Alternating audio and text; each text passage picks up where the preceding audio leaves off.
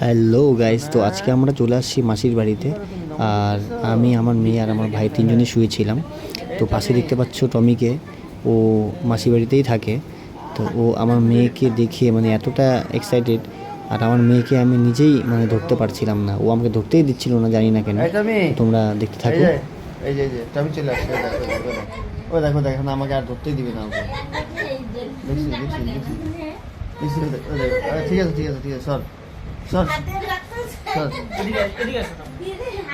ঠিক আছে ঠিক আছে ঠিক আছে, হাত দিব না হাত দিব না হাত দিব না হাত দিব না হাত দিব না, ঠিক আছে ঠিক আছে। কি অবস্থা রে ভাই, আমার মেয়েকে আমাকে ধরতে দেয় না, সিকিউরিটি গার্ড আমাদের বাড়ি। সর সর সর, ঠিক আছে ঠিক আছে ঠিক আছে ঠিক আছে ঠিক আছে ঠিক আছে। এই কি করে ডিস্টার্ব করে?